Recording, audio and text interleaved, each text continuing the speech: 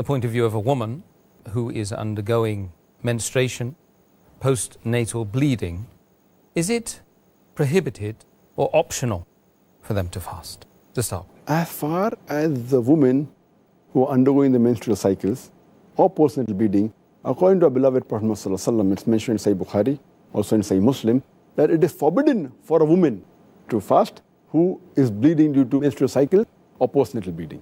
So it is not optional, it is forbidden. And the reason is because when the blood flows out in a lady, in a woman, she loses a lot of blood. And on top of that, if she fasts, it will not be good for her health. So Allah subhanahu wa ta'ala, it is His mercy that He has exempted them and made it compulsory not to fast, otherwise it may be damaging for the health. And Allah subhanahu wa ta'ala does not want to overburden any of the human beings. So that's the reason they are exempted from fasting. And even in the middle of the day, if the menstruation begins, they have to break their fast. Even if it begins a few minutes before sunset, they have to break their fast. But they have to compensate later on. But if they're undergoing the menstrual period, and if the period stops just before Fajr, even if they did not have a bath, they can start their fast.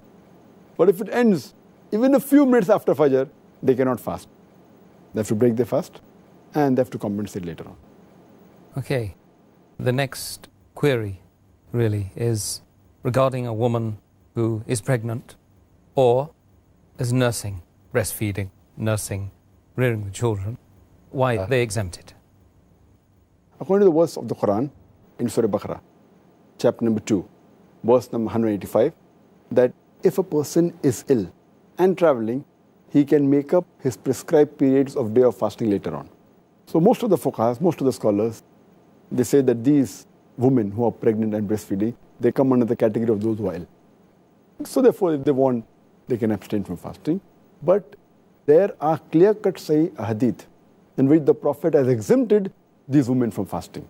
Mentioned in Sunan ibn Majah, hadith number 1667, that our beloved Prophet says, the obligation for a person to fast and part of the prayer has been lifted from a traveler.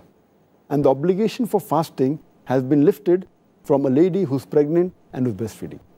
Our beloved Prophet Muhammad also said, it's mentioned in Sunan Nisa'i, in the book of fasting, hadith number 2274, that Allah subhanahu wa ta'ala has relieved the traveler from fasting and half his prayer, and Allah subhanahu wa ta'ala has relieved the pregnant woman and the woman who's breastfeeding from fasting.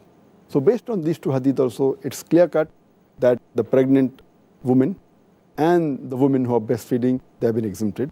And the logical reason that one can think is because when a lady, she's pregnant or she's breastfeeding, the food she eats is not only for herself, it's for herself as well as the baby she's carrying, or becomes difficult for a baby, then she's exempted from fasting. But if she's in the early stage of pregnancy, and if she feels, or she's breastfeeding, and if she feels that fasting will not cause any damage to her health and will not cause a damage to the baby, then she should fast.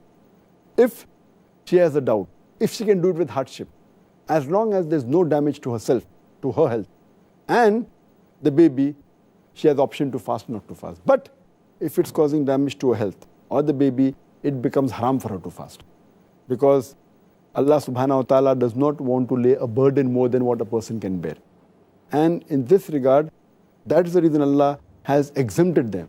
Later on, when they are healthy, when they stop breastfeeding, or when the pregnancy ends after postnatal bleeding, then they have to make up for the fast they have missed before the next Ramadan.